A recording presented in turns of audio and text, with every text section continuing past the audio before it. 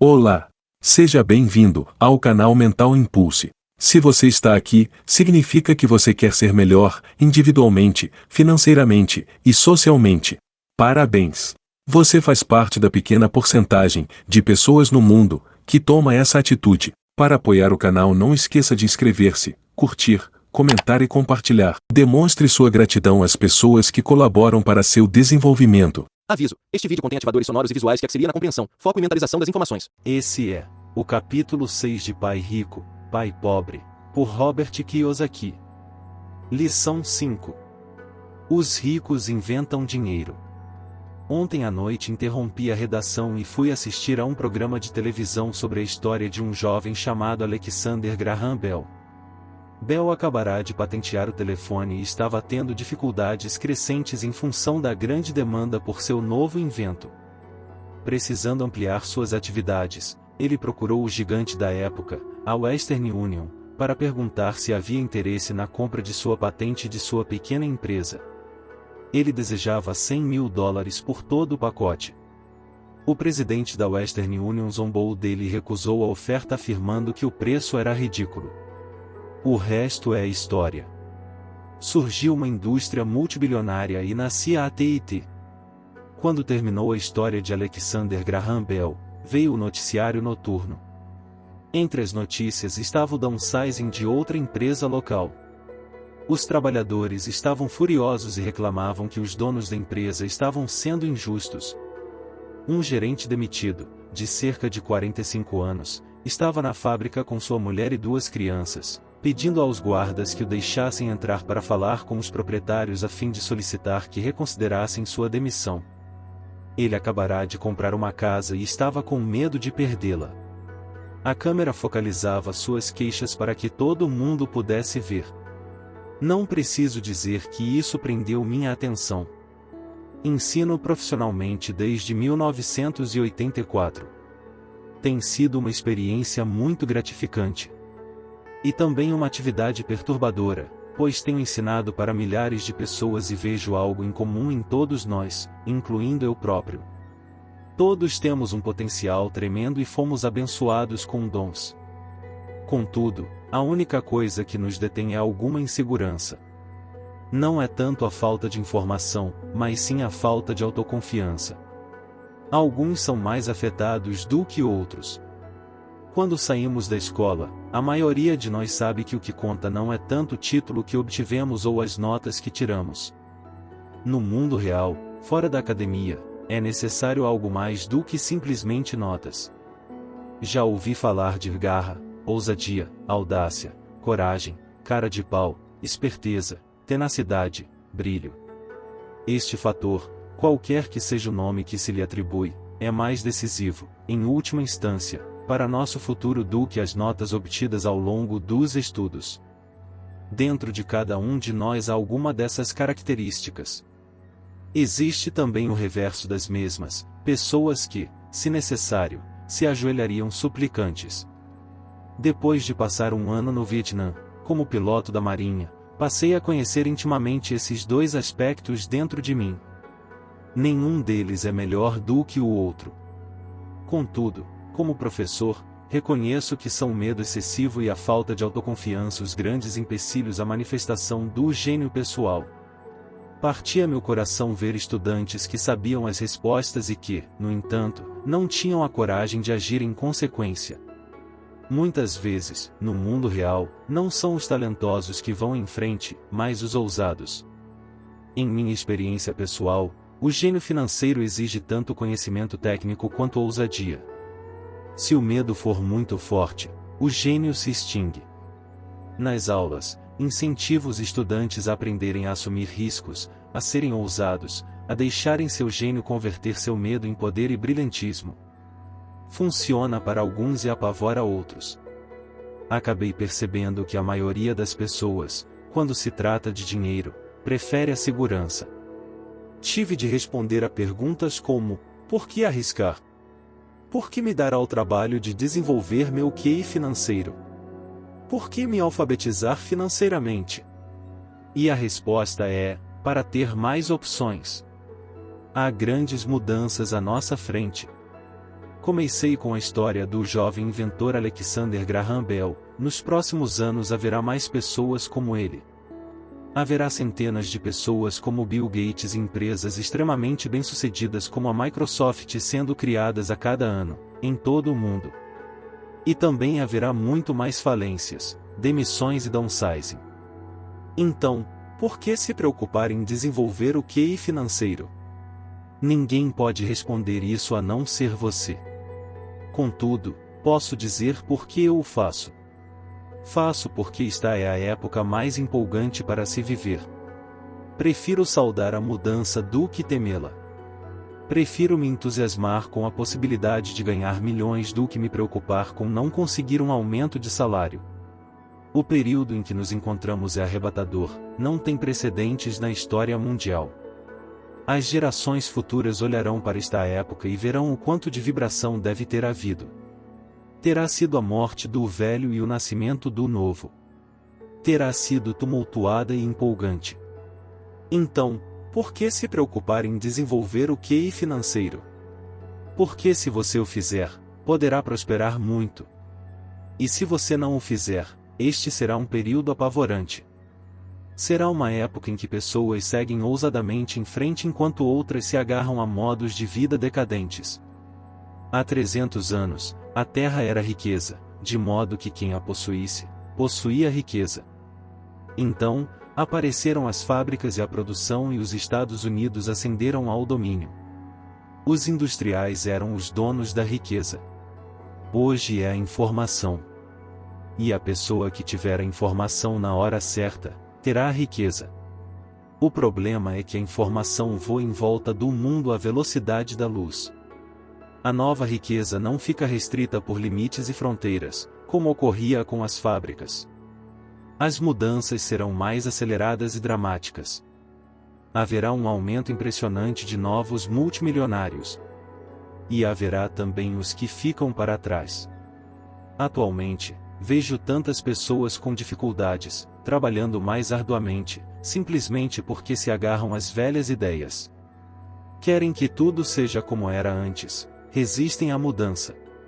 Conheço pessoas que estão perdendo seus empregos e suas casas e que culpam a tecnologia, ou a economia, ou o chefe. Infelizmente, elas não percebem que elas próprias podem ser o problema. Velhas ideias são seu maior passivo. É um passivo simplesmente porque não conseguem perceber que aquela ideia ou maneira de fazer alguma coisa, que era um ativo ontem, não mais existe. Uma tarde estava ensinando a investir utilizando um jogo de tabuleiro, Cacholov, que inventei como uma ferramenta de ensino. Um amigo tinha trazido consigo uma conhecida para assistir à aula. Essa conhecida tinha se divorciado recentemente, sendo grandemente prejudicada pelo acordo feito e agora estava à procura de respostas. Seu amigo pensou que a aula pudesse ajudar. O jogo foi criado de modo a ajudar as pessoas a entender como funciona o dinheiro. Ao jogar, aprendem a interação entre demonstração de renda e balanço. Elas aprendem como o dinheiro flui 17 entre os dois e como a trajetória para. A riqueza depende de aumentar o montante gerado mensalmente pela coluna de ativos até o ponto que este supere nossas despesas mensais. Uma vez atingido esse ponto, você pode abandonar a corrida dos ratos e entrar na pista da alta velocidade. Como disse, algumas pessoas odeiam o jogo, outras adoram e algumas não entendem. Essa mulher perdeu uma valiosa oportunidade de aprender. Logo no começo do jogo ela tirou um cartão em que aparecia uma lancha. No início ficou feliz. Oh! Ganhei uma lancha. Então, quando o amigo tentou lhe explicar como funcionavam as contas de sua demonstração de renda e de seu balanço, ela ficou frustrada porque nunca gostara de matemática. O resto dos jogadores de sua mesa ficou esperando enquanto o amigo lhe explicava a relação entre demonstração de renda, balanço e fluxo de caixa mensal. De repente, ela percebeu como os números se encaixavam e que a lancha estava comendo viva. No correr do jogo, também foi atingida pelo downsizing e teve um filho. Para ela foi um jogo terrível. Depois da aula, seu amigo se aproximou de mim e disse que ela estava perturbada. Viera para a aula pensando em aprender a investir e não gostara do tempo gasto com um jogo bobo. Seu amigo tentou levá-la a pensar se o jogo não teria se refletido nela de alguma forma. Com essa sugestão, a mulher pediu o dinheiro de volta. Disse que a mera ideia de que o jogo pudesse ter algo a ver com ela era ridícula. Seu dinheiro foi rapidamente devolvido e ela foi embora. Desde 1984, ganham milhões simplesmente fazendo o que o sistema de ensino não faz. Na escola, a maioria dos professores faz exposições. Eu detestava exposições quando estudante, logo me aborrecia e minha mente começava a divagar. Em 1984, comecei a ensinar por meio de jogos e simulações. Sempre incentivei os estudantes adultos a pensar nos jogos como uma reflexão sobre o que eles já sabem e sobre o que precisam ainda aprender. É um sistema de feedback instantâneo. Em lugar de um professor fazendo uma exposição para o aluno, o jogo lhe devolve uma exposição personalizada, feita sob medida para você. O amigo da mulher que foi embora me ligou mais tarde contando o que estava acontecendo. Ele disse que a amiga estava ótima e se acalmara. Depois de mais calma, ela começou a ver alguma relação entre o jogo e sua vida. Embora ela e o marido não possuíssem uma lancha, tinham tudo o que se pode imaginar. Ela estava furiosa depois do divórcio, tanto porque ele a deixará por uma mulher mais nova, quanto pelo fato de em 20 anos de casamento eles terem acumulado poucos ativos. Não havia quase nada a dividir. Os 20 anos de casamento tinham sido muito divertidos, mas tudo que eles tinham acumulado era um monte de badulaques.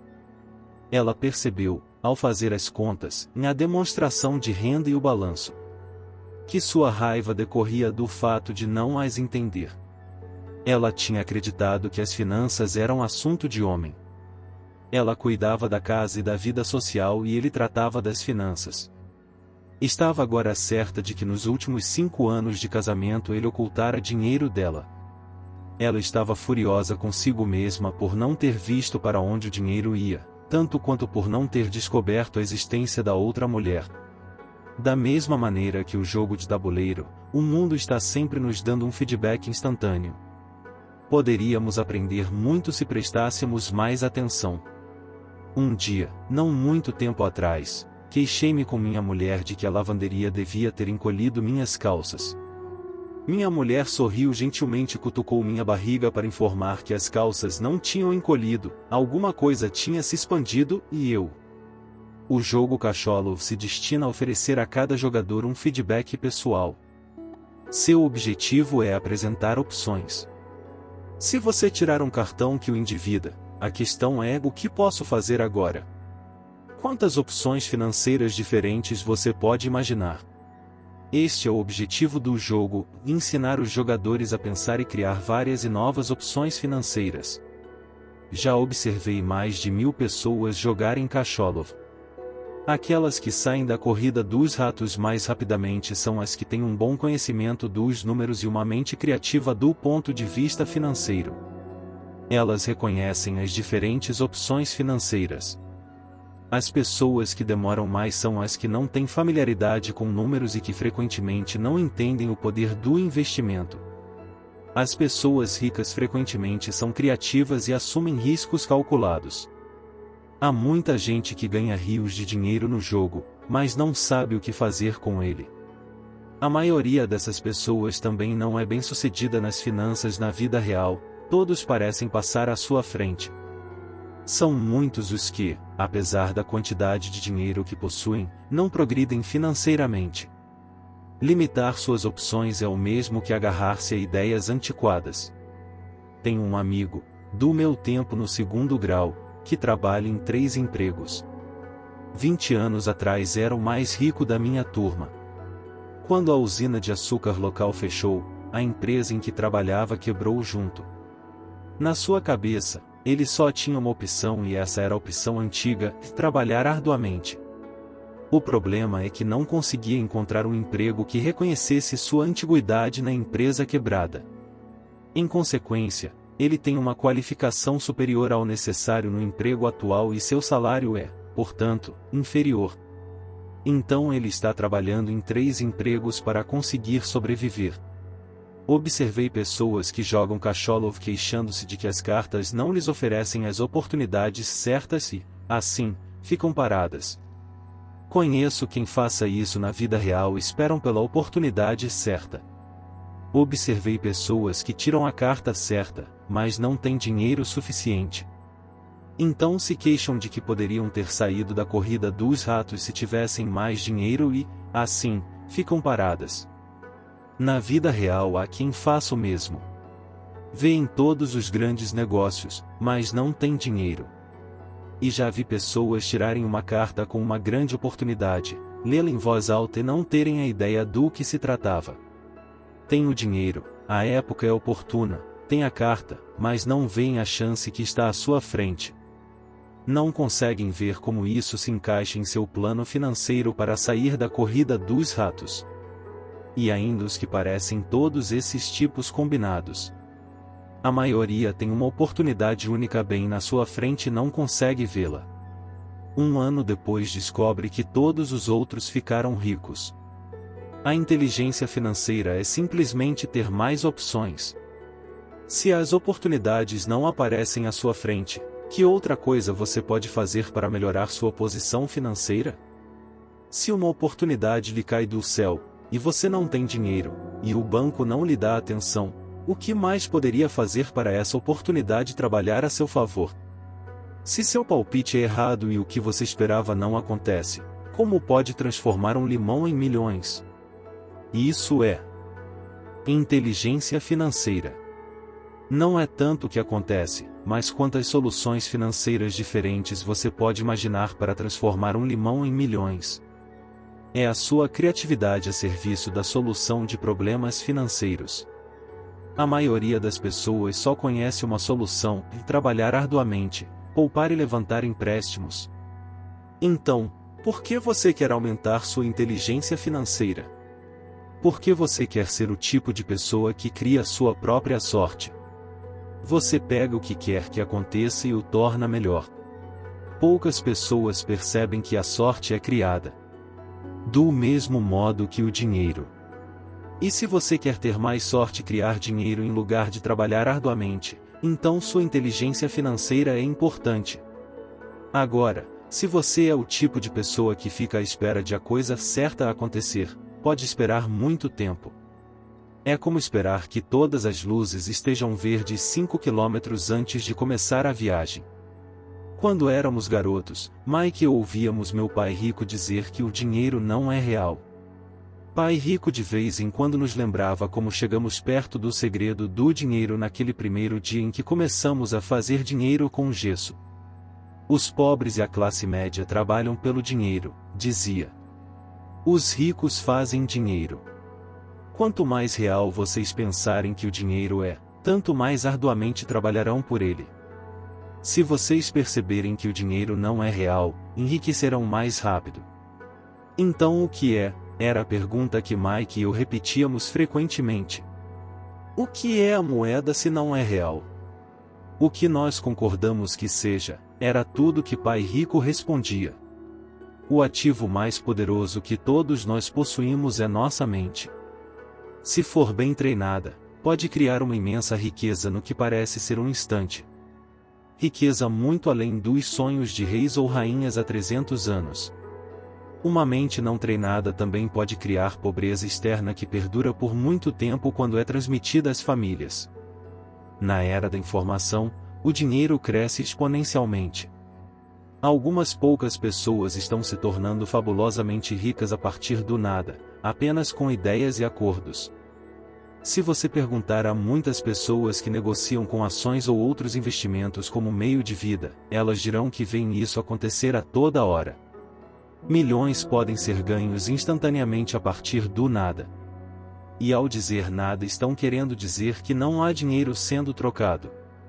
Tudo é feito por um acordo, um sinal manual do pregão, um sinal na tela de um corretor em Lisboa originado por um corretor em Toronto e de volta a Lisboa, um telefonema para meu corretor para comprar e outro, logo a seguir, para vender. O dinheiro não muda de mãos. Os acordos mudam. Então, Por que desenvolver seu gênio financeiro? Só você pode responder a isso. Eu só posso dizer porque venho desenvolvendo essa área de minha inteligência. Eu o faço porque quero ganhar dinheiro rapidamente. Não porque eu precise, mas porque quero. É um processo de aprendizado fantástico. Desenvolvo meu QI financeiro porque quero participar do maior jogo do mundo. E de minha maneira pequena, gostaria de ser parte dessa evolução sem precedentes da humanidade, a era em que os seres humanos não trabalham com seus corpos, mas apenas com suas mentes. Aliás, nestas é onde está a ação. É o que está acontecendo. É fantástico. É apavorante. E é divertido. É por isso que invisto em minha inteligência financeira, desenvolvendo o ativo mais poderoso que possuo. Quero estar junto das pessoas que se dirigem ousadamente para a frente.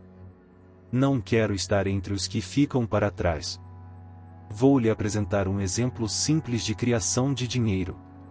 No início da década de 1990, a economia de Phoenix estava em situação deplorável.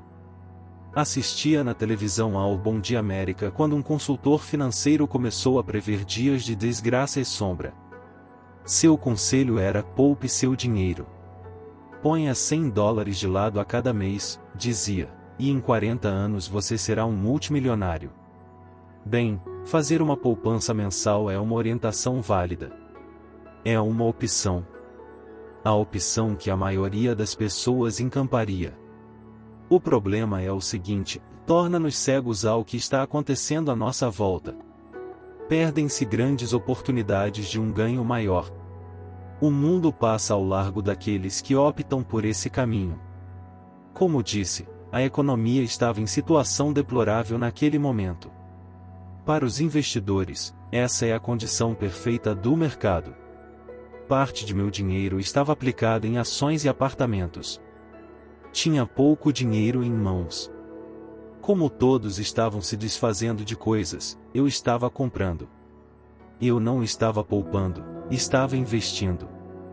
Minha mulher e eu tínhamos mais de $1 milhão trabalhando em um mercado que crescia rapidamente.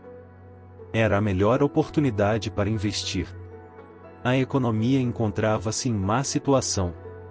Eu não podia deixar aqueles pequenos negócios passarem ao largo. Casas que valiam $100 mil estavam agora sendo oferecidas por $75 mil. Mas em vez de comprar na imobiliária local, comecei a comprar no escritório do advogado especializado em falências ou nos degraus do tribunal. Nesses lugares, uma casa de $75 mil podia ser adquirida por $20 mil ou menos. Com $2 mil que um amigo me emprestou por 90 dias e encargos de $200, dei ao advogado um cheque como entrada. Enquanto a aquisição estava sendo processada, coloquei um anúncio no jornal oferecendo uma casa que valia $75 mil por $60 mil, sem entrada. Choveram telefonemas. Depois de verificado o cadastro dos possíveis compradores e de que a casa fora passada para meu nome, os interessados puderam vê-la. Foi uma loucura. Em alguns minutos a casa estava vendida. Pedi ao comprador $2.500 como taxa de processamento, o que foi logo pago imediatamente, e depois a transação passou às mãos da financeira. Devolvi a meu amigo os $2 mil com um adicional de $200. Ele ficou feliz, o comprador da casa ficou feliz, o advogado ficou feliz e eu fiquei feliz. Vendi por $60 mil uma casa que me custou $20 mil. Os $40 mil foram criados com dinheiro que estava em minha coluna de ativos na forma de uma promissória do comprador. Tempo total de trabalho, 5 horas. Agora que você está alfabetizado financeiramente, leia os números, mostrarei por que isto é um exemplo de dinheiro sendo inventado. Nessa fase de mercado deprimido, minha mulher e eu fizemos 6 de tais simples transações nas horas vagas. Enquanto o grosso de nosso dinheiro estava aplicado em imóveis maiores e em ações, conseguimos criar mais de $190 mil em ativos, promissórias a juros de 10% a partir dessas 6 transações de compra, cria e vende. Isso representa uma renda anual de aproximadamente 19 mil dólares, boa parte dos quais abrigados sob o manto de nossa sociedade anônima. Esses 19 mil dólares anuais se destinarão sobretudo a pagar os carros de nossa empresa, gasolina, viagens, seguros, jantares com clientes e outros.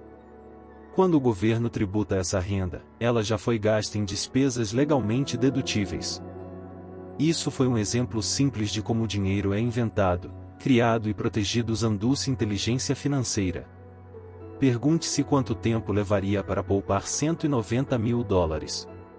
O banco lhe pagaria um juro de 10% sobre esse dinheiro?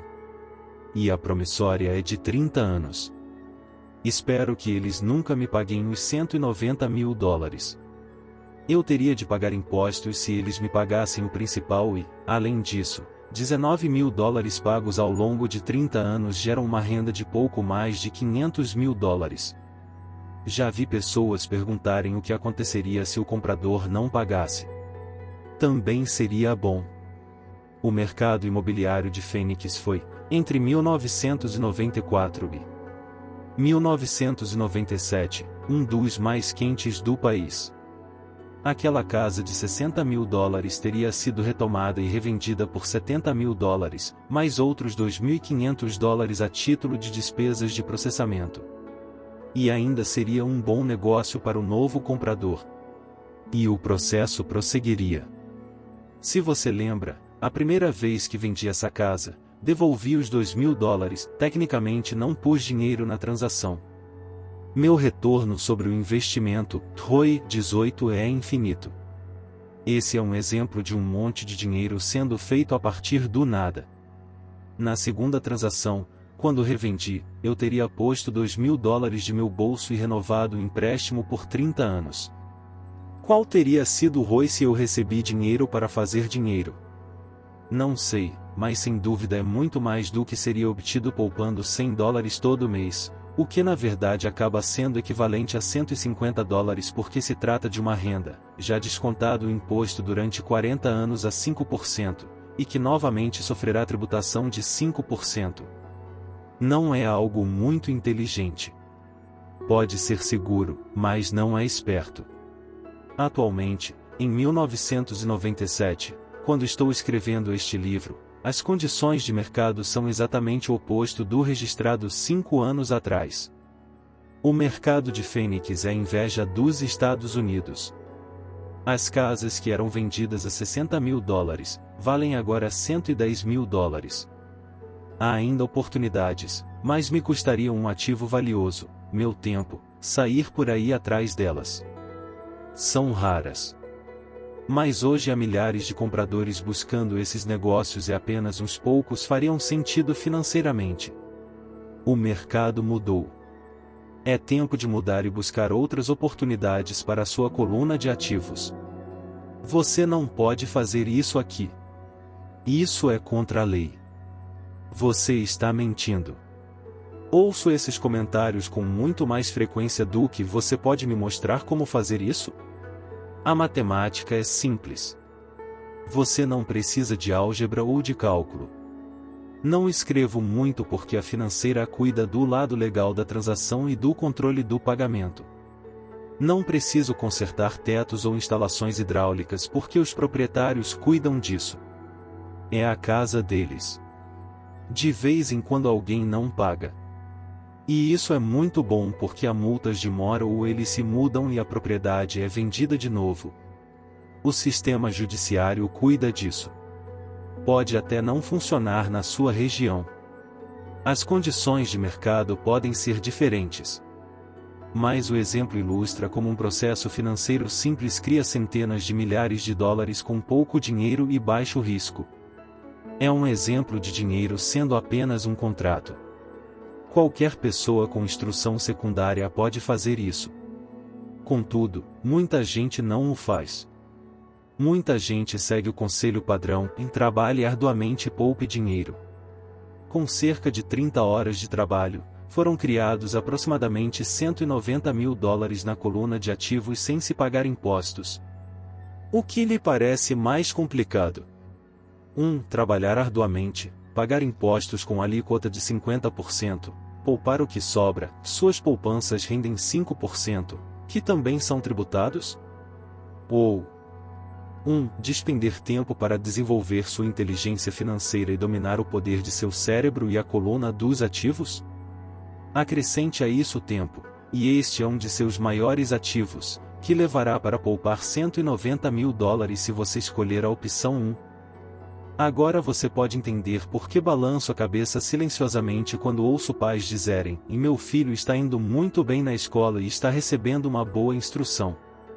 Pode ser bom, mas é adequado? Sei que essa estratégia de investimento é pequena. Foi usada para mostrar como pequeno pode transformar-se em grande. Novamente, meu sucesso reflete a importância de um sólido embasamento financeiro, o que começa com uma boa instrução financeira. Já disse antes, mas vale a pena repetir, a inteligência financeira é constituída por estas 4 habilidades técnicas. 1. Alfabetização financeira. A capacidade de entender números. 2. Estratégias de investimento. A ciência do dinheiro fazendo dinheiro. 3. O mercado. Oferta e demanda. Alexander Graham Bell deu ao mercado o que este desejava. Bill Gates fez o mesmo. Uma casa de $75 mil oferecida por $60 mil e que custou $20 mil também foi o resultado de perceber uma oportunidade criada pelo mercado. Alguém estava comprando e alguém estava vendendo. 4. A lei. O conhecimento de lei e regulamentos estaduais e nacionais sobre contabilidade e empresas. Recomendo que se jogue dentro das regras. São os fundamentos básicos ou a combinação destas habilidades o necessário para ser bem-sucedido na busca da riqueza, seja pela compra e venda de pequenos imóveis, grandes apartamentos, empresas, ações, títulos, fundos mútuos, metais preciosos, cartões de beisebol ou coisas do gênero. Por volta de 1996, o mercado imobiliário tinha se recuperado e todos estavam entrando. O mercado de ações estava em alta e todos estavam entrando. A economia dos Estados Unidos punha-se de pé novamente. Comecei a vender em 1996 e viajei para o Peru, Noruega, Malásia e Filipinas. Os investimentos tinham mudado. Nós estávamos fora do mercado imobiliário, pelo menos no que se referia a compras. Eu apenas observava o aumento dos valores da coluna de ativos e provavelmente começaria a vender mais para o fim do ano. Isto estava dependendo de algumas alterações na legislação serem aprovadas pelo Congresso. Desconfio que alguns desses pequenos negócios imobiliários começarão a ser vendidos e a promissória de $40 mil será convertida em dinheiro. Preciso consultar meus contadores e me preparar para liquidá-la e procurar formas de resguardar o dinheiro. O que desejo ressaltar aqui é que os investimentos vêm e vão, os mercados sobem e descem, as economias melhoram e entram em crise. O mundo está sempre lhe apresentando oportunidades únicas, a cada dia de sua vida, mas, na maior parte das vezes, não conseguimos percebê-las. Mas elas estão lá. E quanto mais o mundo muda e quanto mais a tecnologia progride, maiores oportunidades existirão para permitir que você e sua família estejam seguros pelas próximas gerações. Então, por que desenvolver sua inteligência financeira? Repito, só você pode responder a isso. Sei porque eu continuo a aprender e desenvolver. Eu o faço porque sei que estão vindo mudanças. Prefiro saudar a mudança do que me agarrar ao passado. Sei que haverá expansões do mercado e crises. Quero desenvolver continuamente minha inteligência financeira porque, a cada mudança, algumas pessoas estarão de joelhos suplicando por seus empregos. Outras, entretanto, pegarão os limões que a vida lhes dá, e ela nos dá a todos, ocasionalmente, e os transformarão em milhões. Isso é inteligência financeira. Muitas vezes me perguntam sobre os limões que transformei em milhões. Hesito, porém, em usar mais exemplos de investimentos pessoais. Hesito porque tenho medo de que pareça bravata ou autoelogio. Não é essa minha intenção. Uso os exemplos apenas como ilustração numérica e cronológica de casos concretos e simples. Uso os meus exemplos porque quero que você saiba que é fácil. Torna-se mais fácil quanto mais você se familiariza com os 4 pilares da inteligência financeira. Pessoalmente, emprego 2 veículos principais para obter crescimento financeiro: imóveis e ações de pequenas empresas. Os imóveis são a base. Todo dia meus imóveis geram um fluxo de caixa e de tanto em tanto seu valor aumenta. As ações são usadas para obter um crescimento rápido. Não recomendo nada do que faço. Os exemplos são apenas isso, exemplos. Se a oportunidade é muito complexa e eu não entendo o investimento, não faço. Matemática simples e bom senso são tudo de que se necessita para alcançar sucesso financeiro. Há 5 razões para usar os exemplos. 1. Inspirar as pessoas para que aprendam mais. 2. Mostrar às pessoas que tudo é fácil se o embasamento é sólido. 3. Mostrar que qualquer um pode obter uma grande fortuna. 4. Mostrar que há milhões de maneiras de atingir nossos objetivos. 5. Mostrar que isto não é ciência espacial. Em 1989, eu costumava correr numa bela região de Portland, Oregon. Era um subúrbio com lindas casas que pareciam de boneca. Eram pequenas e lindas. Eu quase que esperava encontrar na calçada Chapeuzinho Vermelho a caminho da casa da vovó. Por todo lugar havia cartazes de vende-se. O mercado de toras de madeira estava em crise, e o mercado de ações acabará de entrar em colapso e a economia estava deprimida. Numa rua notei um cartaz, que parecia pregado lá há mais tempo que os outros, anunciando a venda de uma casa. Correndo por lá um dia encontrei o dono da casa que tinha um ar preocupado. "Quanto o senhor quer pela casa?" perguntei. O dono se virou e deu um sorriso desanimado. "Faça uma oferta", disse. "Está à venda há 1 ano. Ninguém mais aparece para vê-la." "Vou olhar", disse eu, e meia hora depois comprava a casa por menos de $20.000 do que o proprietário pedirá originalmente. Era uma bela casinha de 2 quartos, com enfeites de madeira em todas as janelas. Sua cor era azul com detalhes cinza e fora construída em 1930. Em seu interior uma lareira de pedra. Uma casa perfeita para se alugar. Dei uma entrada de $5.000 por uma casa de $45.000, mas que realmente valia $65.000, embora ninguém quisesse comprá-la. O proprietário a desocupou em 1 semana, feliz de se ver livre dela, e logo chegou meu inquilino, um professor da escola local. Depois de pagar a hipoteca e despesas diversas, eu ficava com $40 ao fim de cada mês. Nada muito empolgante. 1 ano depois, o mercado imobiliário deprimido do Oregon começou a se recuperar. Os investidores da Califórnia, cheios de dinheiro obtido em seu mercado imobiliário ainda em expansão, estavam se deslocando para o norte comprando imóveis no Oregon e em Washington. Vendi a casinha por $95.000 a um casal californiano que achou que estava diante de uma pechincha. Meu ganho de capital de cerca de $40.000 foi empregado numa aplicação amparada pela seção 103119 e comecei a procurar um lugar onde pôr o dinheiro. Em 1 mês encontrei um prédio com 12 apartamentos perto da fábrica da Intel em Everton, Oregon. Seus donos moravam na Alemanha e não tinham ideia de quanto valia o local e, novamente, só queriam se desfazer do imóvel. Ofereci $275.000 por um prédio que valia $450.000, concordaram com $300.000, comprei e fiquei com ele por 2 anos. Utilizando o mesmo processo de troca de imóveis com tributação deferida, minha mulher e eu vendemos o prédio por $495.000 e compramos outro com 30 apartamentos, em Phoenix, Arizona. Naquela época nos mudamos para Phoenix, para sair de uma crise, e teríamos de vendê-lo de qualquer maneira. O preço do prédio de 30 apartamentos era de $875 mil com entrada de $225 mil. O fluxo de caixa decorrente do aluguel dos 30 apartamentos era de pouco mais de $5 mil ao mês. O mercado de imóveis do Arizona começou a subir e, em 1996, um investidor do Colorado nos ofereceu $1,2 milhão pelo imóvel.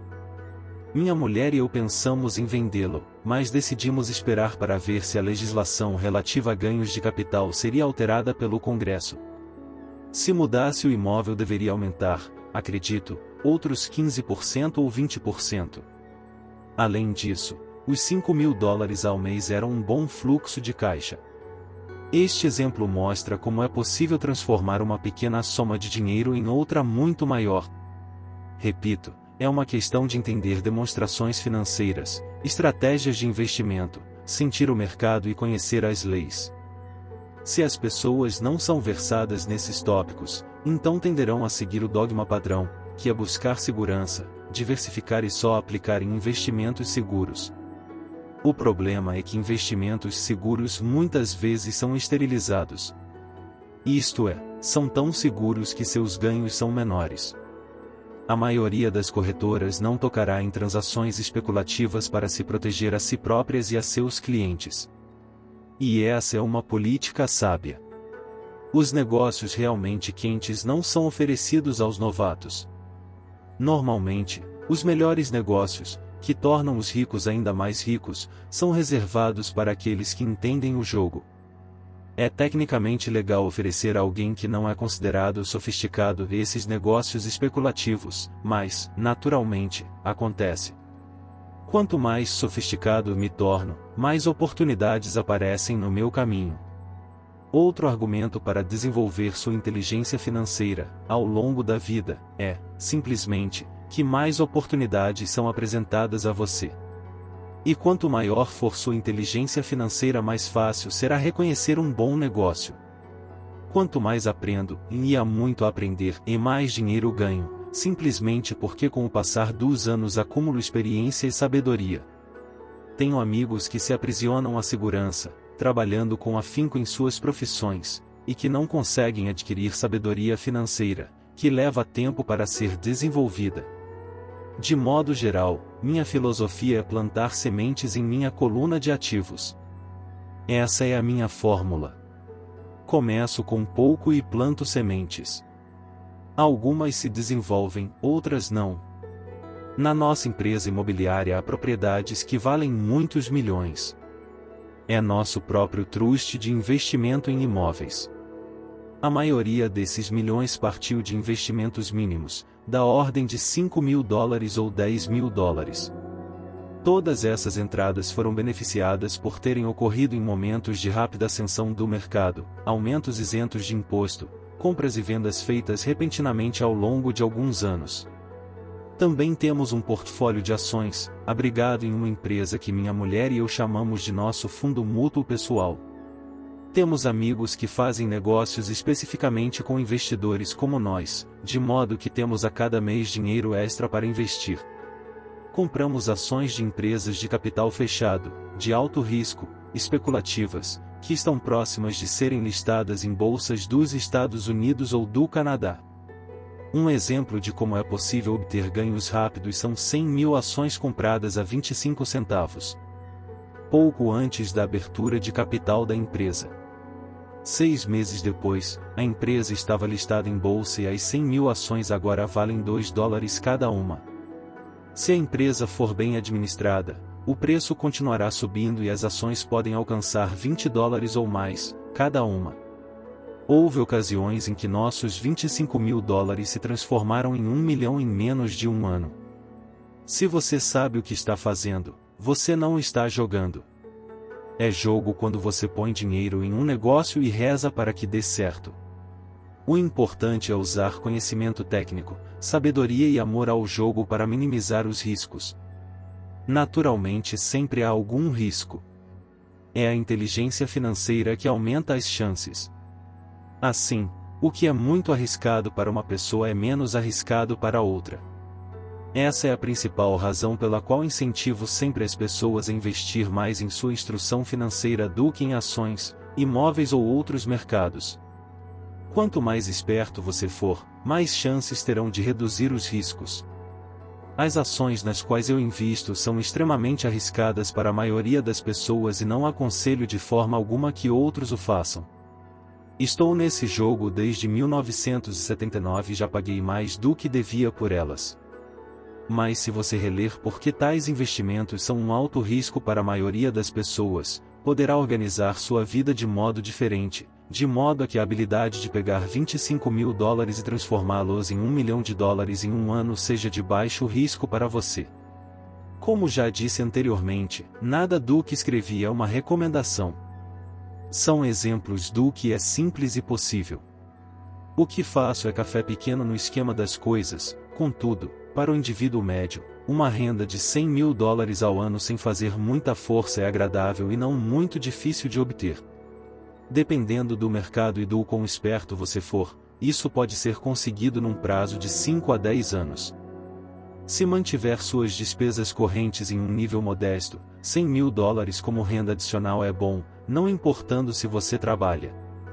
Você pode trabalhar se quiser ou tirar folga e usar o sistema tributário a seu favor e não contra você. Minha base pessoal são os imóveis. Adoro imóveis porque são estáveis e mudam devagar. Mantenho essa base sólida. O fluxo de caixa é constante e, se administrado adequadamente, tem boas chances de ter seu valor aumentado. A beleza de uma sólida base em imóveis é que ela me permite arriscar um pouco mais com as ações especulativas que compro. Se tenho grandes lucros no mercado de ações, pago imposto sobre os ganhos de capital e reinvisto o que sobra em imóveis, garantindo assim o alicerce de meus ativos. Uma última palavra sobre imóveis. Tenho viajado por todo o mundo ensinando a investir. Em todas as cidades ouço as pessoas dizerem que não há imóveis baratos. Não é essa a minha experiência. Mesmo em Nova York ou Tóquio, ou mesmo nos arredores das cidades, há pechinchas desprezadas pela maioria das pessoas. Em Singapura, que atualmente registra uma alta no preço dos imóveis, podem-se encontrar ainda pechinchas em locais não muito distantes. Logo, sempre que ouço alguém me dizer "você não pode fazer isso aqui", respondo que talvez a afirmação adequada seja "não sei como fazer isso aqui" e ainda. As grandes oportunidades não são vistas com os olhos. São vistas com a mente. Muita gente não ficará rica nunca simplesmente porque não tem o treinamento financeiro para reconhecer oportunidades que estão bem à sua frente. Muitas vezes me perguntam, como começo? No último capítulo, mostro 10 passos que segui na trajetória para minha independência financeira. Mas sempre lembro que é preciso que seja divertido. É apenas um jogo.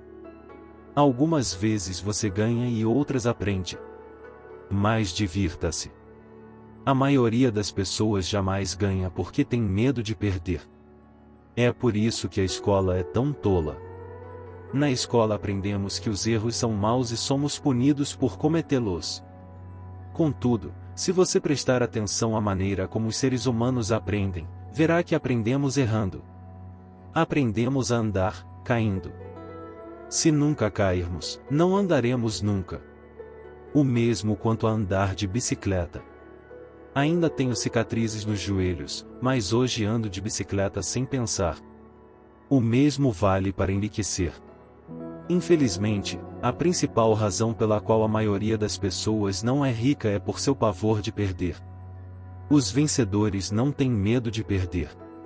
Mas os perdedores, sim. Os fracassos são parte do processo do sucesso. As pessoas que evitam os fracassos também evitam os sucessos. Penso no dinheiro de forma semelhante ao meu jogo de tênis. Jogo muito, erro, corrijo, erro mais, volto a corrigir e melhoro o meu jogo.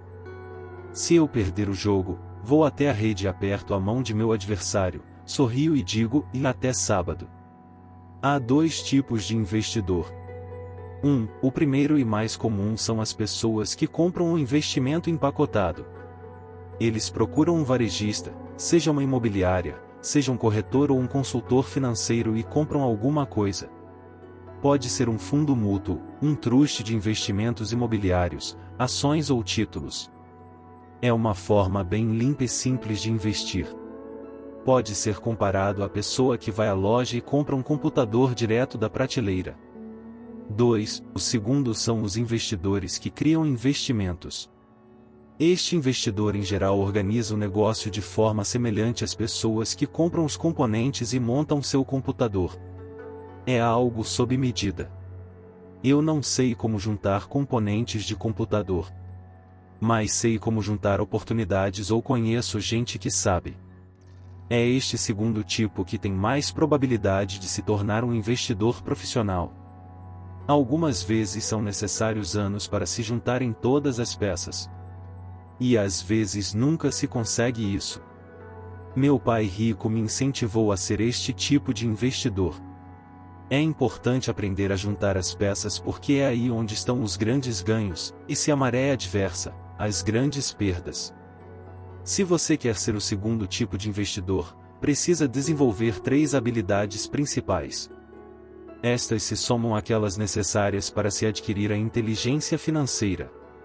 1. Como encontrar uma oportunidade que ninguém mais viu. Você vê com sua mente o que os outros veem com os olhos. Por exemplo, um amigo comprou uma casa caindo aos pedaços. Era assustador olhar para ela. Todos se perguntavam por que ele a teria comprado. O que ele viu e nós não vimos foi que junto com a casa, a compra envolvia mais 4 lotes de terreno vazio. Ele verificou isso indo à imobiliária. Depois de comprar a casa, ele a demoliu e vendeu os 5 lotes para um construtor por 3 vezes o que tinha pago. Ele ganhou $75.000 em 2 meses de trabalho. Não é muito dinheiro, mas sem dúvida é muito mais do que o salário mínimo, e não há muitas dificuldades técnicas. 2. Como conseguir dinheiro. Em geral as pessoas só procuram o banco. Esse segundo tipo de investidor precisa saber onde levantar recursos e há muitas formas de fazê-lo sem ir ao banco. Para começar, aprendi a comprar imóveis sem precisar de banco. Não é tanto pelos imóveis, mas pela aprendizagem de como conseguir o dinheiro, o que não tem preço.